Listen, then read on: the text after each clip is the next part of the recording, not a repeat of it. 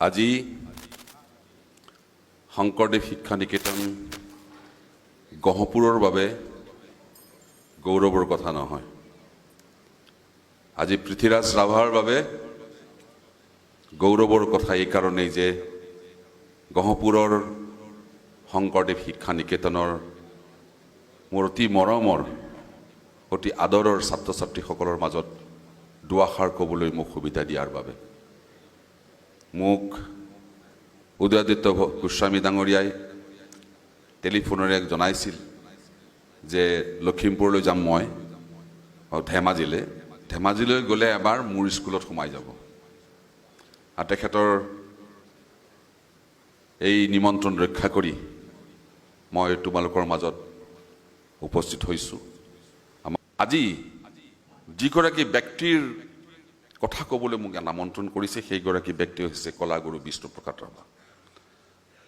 মই বেছি দীঘলীয়া কৰিব খোজা নাই। এজ এ ষ্টুডেণ্ট কলাগুৰু বিষ্ণুপ্ৰসাদ ৰাভা। বিষ্ণুপ্ৰসাদ ৰাভাৰ দেউতাক আছিল aide-de-camp ADC governor of Bengal. তোমালোকে হয়তো নাজানা, বুৰঞ্জী পঢ়া নাই ব্ৰিটিছ হিষ্ট্ৰী। ভাৰতবৰ্ষৰ পৰিসীমা সীমা আছিলে আজিৰ পশ্চিম পাকিস্তান আৰু ইফালে বাংলাদেশ। এই গোটেইখিনি সামৰি আফগানিস্তানলৈকে ভাৰতবৰ্ষ আছিলে। আৰু ইষ্টাৰ্ণ ৰিজন ব্ৰিটিছৰ এটা পাৰ্ট আৰু তাৰ ৰাজধানী আছিলে আজিৰ বাংলাদেশৰ ৰাজধানী ঢাকা। ঢাকাত গভৰ্ণৰ বহিছিল গভৰ্ণৰ অফ বেংগল। আৰু গভৰ্ণৰ বেংগলৰ এজন উচ্চ পদস্থ বিষয়া আছিলে চৰ্দাৰ বাহাদুৰ গোপাল চন্দ্ৰ দাস ওৰফে Rabha, aide-de-camp ADC governor of Bengal.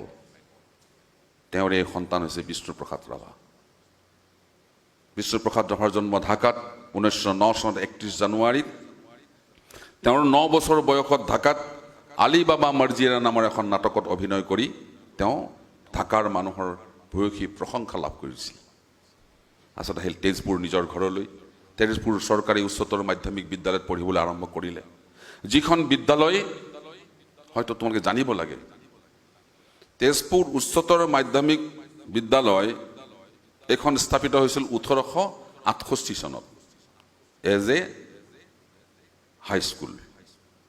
1868 চনৰ পৰা সেইখন বিদ্যালয়ত অসমৰ বিখ্যাত মানুহ জড়িত হৈ পৰিছিল। সাহিত্য কাণ্ডাৰী,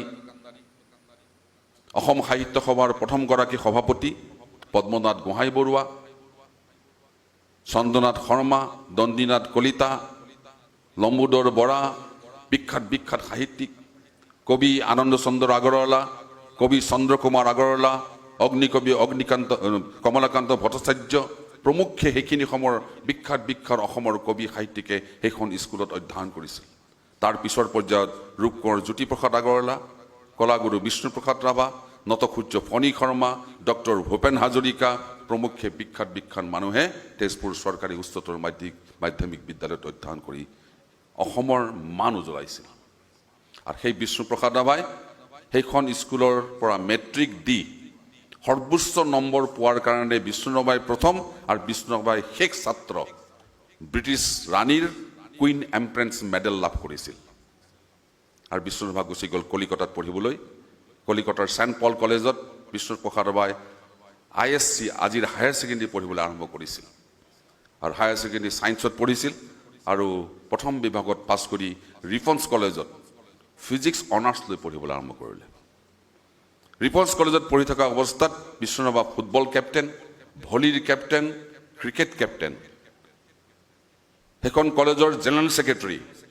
আৰু বিষ্ণু ৰাভাই সৰস্বতী পূজা আহিলে সৰস্বতী গোসাঁনীৰ প্ৰতিমা বিষ্ণু ৰাভাই নিজেই সজাইছিল। আৰু সেই সৰস্বতী গোসাঁনীৰ প্ৰতিমা চাবলৈ গোটেই কলিকতাৰ ৰাইজ ঢাপলি মেলি আহিছিল।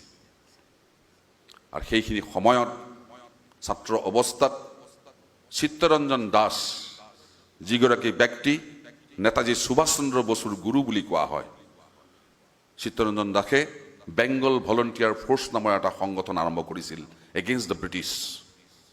আৰু তাত বিষ্ণুপ্ৰসাদ ৰাভাই সহযোগ কৰাৰ অপৰাধত কলিকতা এৰিব দিলে। বিষ্ণু ৰাভা ৰাতিৰ ভিতৰত কলিকতা এৰি কোচবিহাৰৰ ভিক্টোৰিয়া কলেজত এডমিশ্যন ল'লে।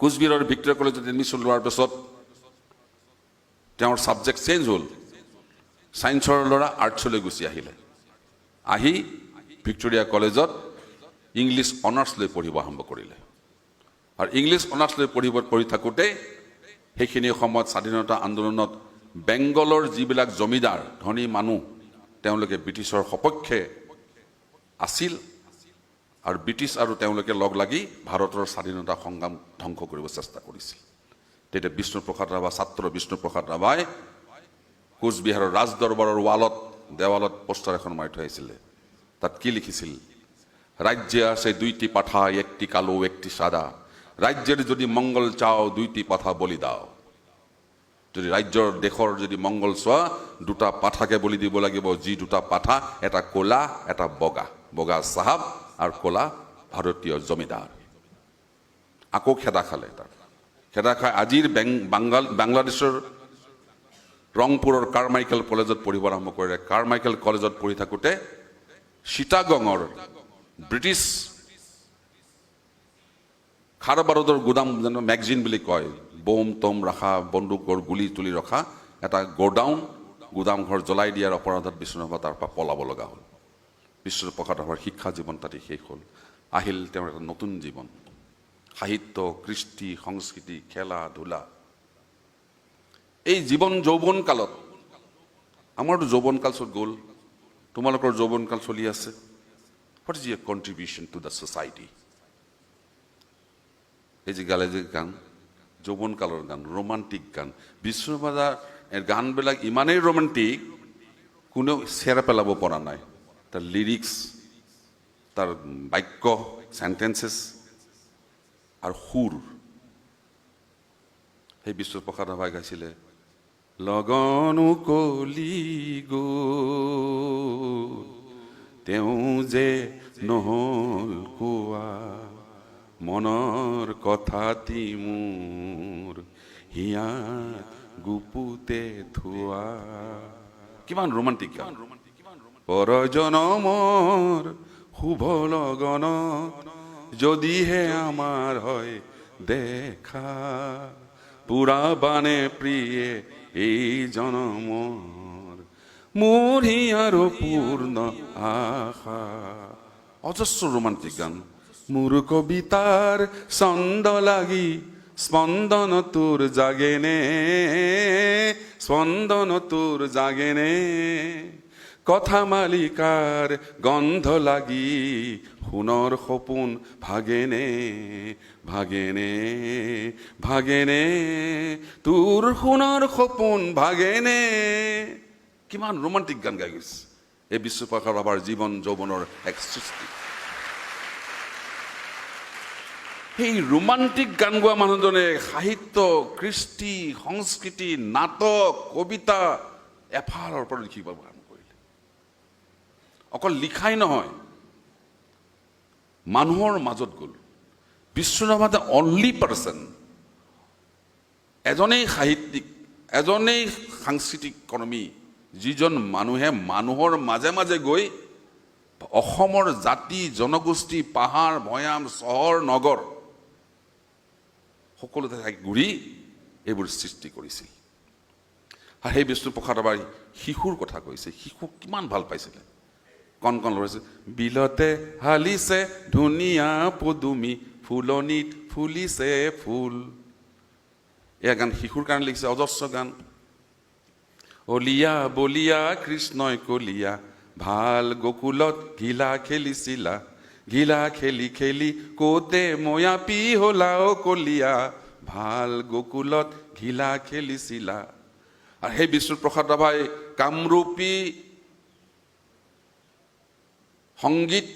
কামৰূপী সংস্কৃতিৰ ধাৰাক লৈ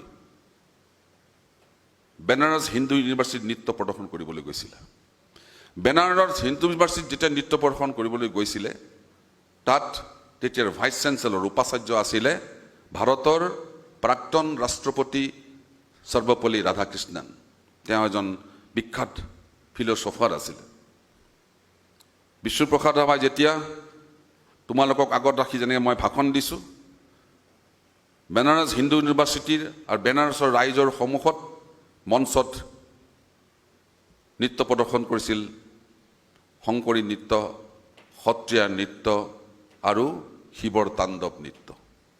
শিৱৰ তাণ্ডৱ নৃত্য আছিল বিষ্ণুৰাভাৰ শ্ৰেষ্ঠ নৃত্য। আৰু বিষ্ণুৰাভাৰ একক এই অনুষ্ঠান শেষ হোৱাৰ পিছত সৰ্বপল্লী ৰাধাকৃষ্ণনে মঞ্চত উঠি বিষ্ণুৰাভাৰ কান্ধত থৈ কৈছিলে, you are master of art, কলাৰ গুৰু সেই বিষ্ণুপ্ৰসাদ ৰাভা। তেওঁ লক্ষ্ণৌৰ নবাবৰ ঘৰত নবাবৰ পুতেকক নাচো শিকাইছিল, গানো শিকাইছিলে। আৰু সেই বিষ্ণুপ্ৰসাদ ৰাভাই অসমলৈ আহিল। বিষ্ণুপ্ৰসাদ ৰাভাৰ তিনিজন শ্ৰেষ্ঠ ব্যক্তি আছিলে। এজন হ'ল আমাৰ ভগৱান শ্ৰীকৃষ্ণ, তেওঁৰ আদৰ্শৰ পৰা অনুপ্ৰাণিত হৈছিল বিষ্ণুপ্ৰসাদ ৰাভা। এজন আছিল ইটালীৰ শিল্পী লিঅ'নাৰ্ডো দা ভিঞ্চি, আৰু আনজন হৈছে মহাপুৰুষ শ্ৰীমন্ত শংকৰদেৱ, যি শংকৰদেৱৰ নামত এই শিক্ষা অনুষ্ঠান অৰ্পণ কৰা হৈছে। মহাপুৰুষ শ্ৰীমন্ত শংকৰদেৱৰ বিষয়ে যদি আমি পঢ়িবলৈ যাওঁ, বৰদোৱা এৰি শংকৰদেৱে পশ্চিমলৈ গমন কৰিছিল, ৰৌতাৰ পিনে। পিছত কি হ'ল, ৰৌতাৰ ফালে নগৈ নামনিলৈ নগৈ তেওঁ উজনিলৈ আহিব আৰম্ভ কৰিলে। উজনিলৈ আহি ক'ত স্থান ল'লে? গাঙমৌ থান। গাঙমৌ থান থকাৰ পিছত কিছুমান অসুবিধাৰ সন্মুখীন হ'ল। গাঙমৌ থান এৰি তেওঁ ক'লৈ গ'ল? বেলগুৰি। বেলগুৰি মানে মাজুলী। মাজুলীত ৰাজনৈতিক বা সামাজিক কিবা সুবিধাৰ কাৰণে থাকিব নোৱাৰি তেওঁ চকুৰি ভকতসহ আজিৰ বৰপেটালৈ ৰাওনা হ'ল, পাটবাউসী সত্ৰ। এই যে বৰপেটালৈ ৰাওনা হ'ল চকুৰি ভকতসহ, বিষ্ণুপ্ৰসাদ ৰাভাই মহাপুৰুষ শংকৰদেৱৰ ওপৰত এই পৰিৱেশৰ ওপৰত গান গাইছে।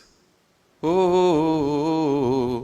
মোৰে নাৱৰ ভৰসা নাই ৰে, হে স্বামী নাৱৰ ভৰসা নাই ৰে, উপৰে তপত বেলি তলে তপত বালি, বুকুত শুকান জুই জ্বলে, নৈৰে বুকুতে চাকনৈয়া ঘূৰিছে, নৈৰে বুকুতে চাকনৈয়া ঘূৰিছে, বৈছে পগলাৰ দৰে, উপায় নে দেখি মোৰে নাৱৰীয়া, গোবিন্দৰ নাম গাই ৰে, হে স্বামী গোবিন্দৰ নাম গাই ৰে। এই যে অধ্যায় চেপ্টাৰ ৱাইজ আহিছে, ৰোমান্টিক, চিলড্ৰেন চং, শংকৰদেৱৰ ওপৰত লিখা চং, তাৰ মাজে মাজে বিষ্ণুপ্ৰসাদ ৰাভা এজন বেলেগ মানুহ। মোক এবাৰ এটা গুৱাহাটীত এখন আইডিয়েল ফাৰ্মাচী বুলি এখন ফাৰ্মাচী উজান বজাৰত এজন ফাৰ্মাচীতে কাম কৰা সাধাৰণ মানুহ মোক এটা প্ৰশ্ন কৰিছিলে, পৃথ্বীৰাজ এটা মোক উত্তৰ দিয়াচোন, 1947 যেতিয়া ভাৰত স্বাধীন হ'ল, ভাৰত স্বাধীন হোৱাৰ পিছত ৱেষ্ট পাৰ্টত পাকিস্তানত হিন্দু আৰু মুছলমানৰ মাজত কাটাকাটি মাৰামাৰি হ'ল। ইষ্ট পাৰ্টত আজিৰ বাংলাদেশ অৰ্থাৎ পূব পাকিস্তান আৰু বেংগলৰ এই অঞ্চলত কাটাকাটি মাৰামাৰি হ'ল। অসমত কিয় নহ'ল? মই এবাৰ ক'লোঁ শংকৰদেৱৰ কথা ক'লোঁ, এবাৰ মাধৱদেৱৰ কথা ক'লোঁ, কিবা আং বাং গাই মই এভইড কৰিব চেষ্টা কৰিলোঁ। মোক এসপ্তাহ সময় দিলে, জানিব লাগিব কথা, এসপ্তাহ সময় দিলে। এসপ্তাহ সময়ৰ পিছত মই যেতিয়া সেই ফাৰ্মাচীখনলৈ গ'লোঁ, সেই মানুহজনে কৈছিলে এটা কাৰণতে অসমত হিন্দু আৰু মুছলমানৰ মাজত কাটাকাটি হোৱা নাছিল, কাৰণ তোমাৰ দেউতা বিষ্ণুপ্ৰসাদ ৰাভা আৰু নটসূৰ্য ফণী শৰ্মাই অসমৰ চুকে কোণে গাঁৱে ভূঞে পৰ্বতে ভৈয়ামে এখন নাটক কৰি ঘূৰি ফুৰিছিলে। সেইখন নাটক আছিলে চিৰাজ। চিৰাজ নাটকখন, চিৰাজ নাটকখনত হিন্দু আৰু মুছলমানৰ সমন্বয়ৰ কথা আছে, যাৰ কাৰণে অসমত হিন্দু আৰু মুছলমানৰ মাজত কটাকাটি মাৰামাৰি নহ'ল। এইদৰে অসমৰ বিভিন্ন ঠাইত নাটক কৰি ঘূৰি ফুৰিছে নটসূৰ্য ফণী শৰ্মা, বিষ্ণুপ্ৰসাদ ৰাভা। মাহুত বন্ধুৰে চিনেমা কৰিলে। চিৰাজ, বিষ্ণুপ্ৰসাদ ৰাভা আৰু নটসূৰ্য ফণী শৰ্মাৰ যুটীয়া পৰিচালনাত আৰু অভিনয় কৰিলে দুইজনে চিৰাজত। তাৰপিছত প্ৰতিধ্বনি চিনেমাত বিষ্ণুপ্ৰসাদ ৰাভাই অভিনয় কৰিলে আৰু বহুত চিনেমাৰ লগত জড়িত হ'ল।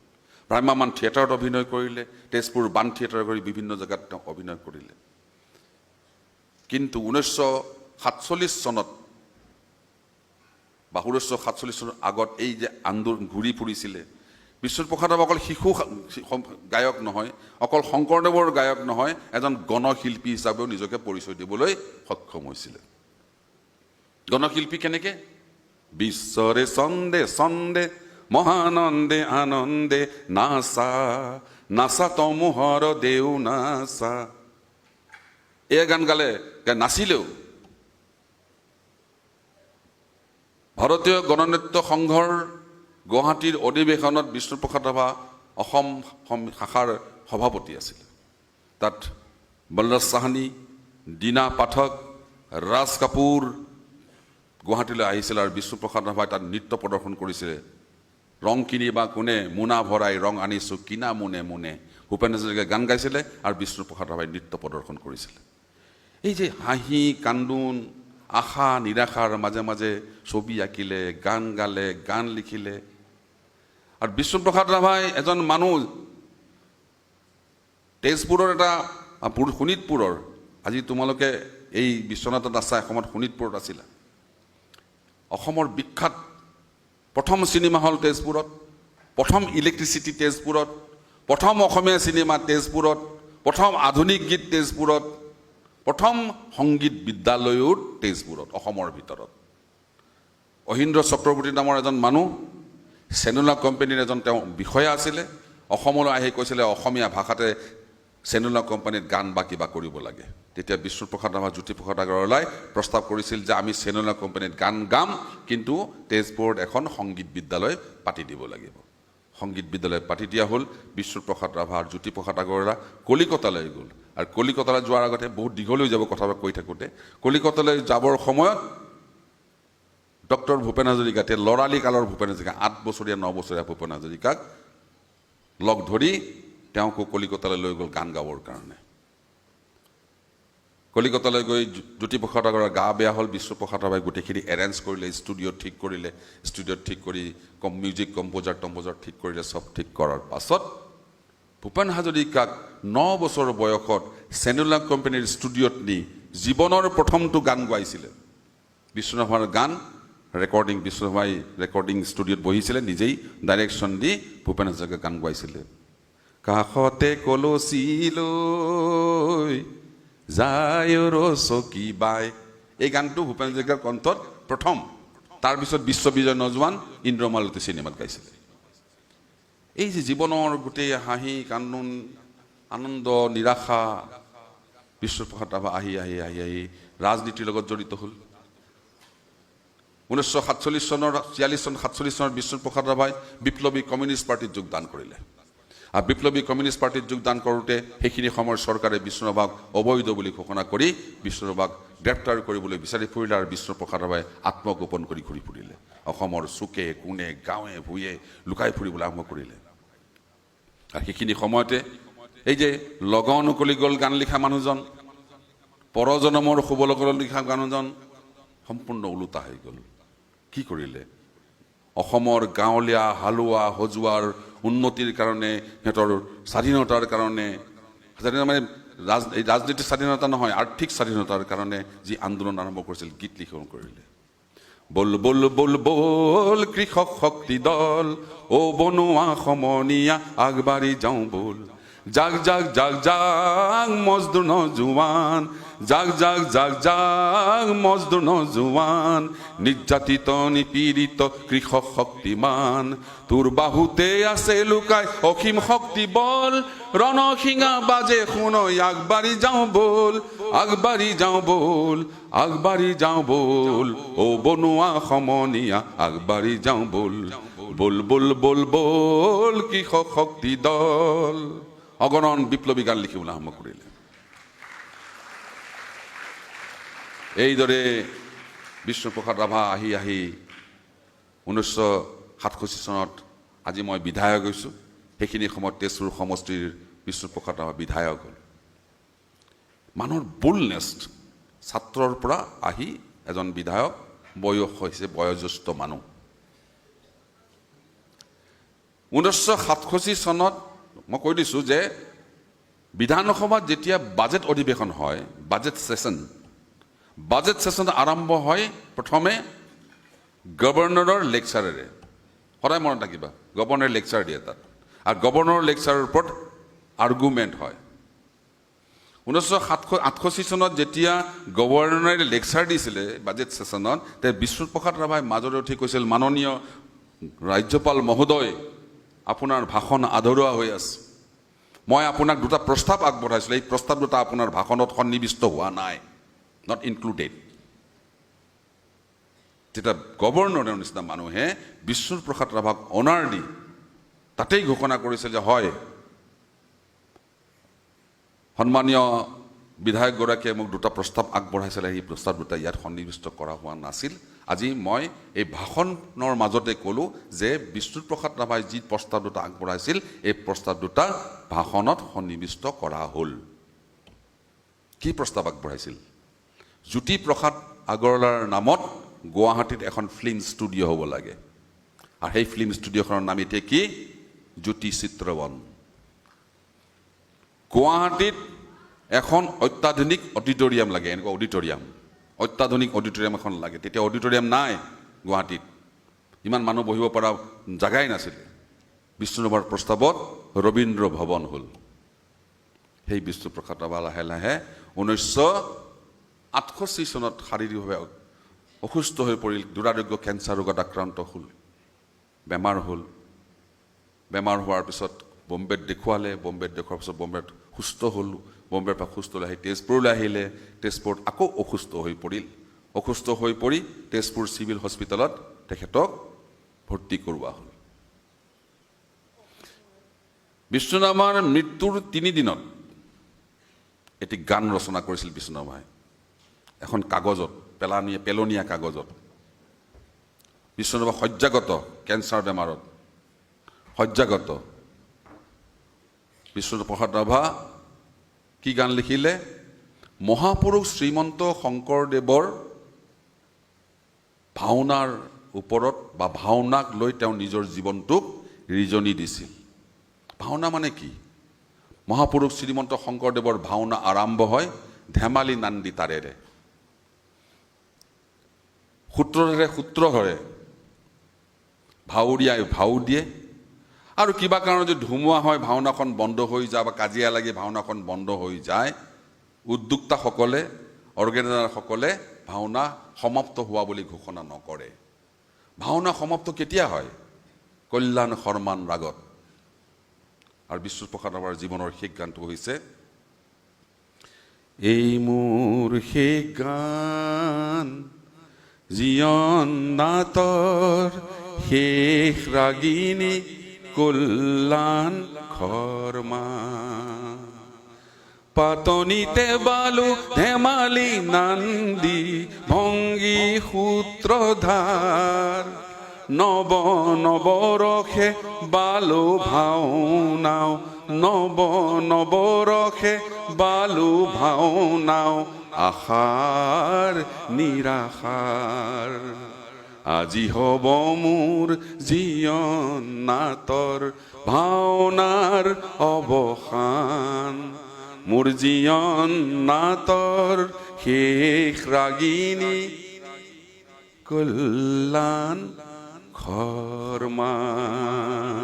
ধন্যবাদ, ধন্যবাদ, ধন্যবাদ, ধন্যবাদ।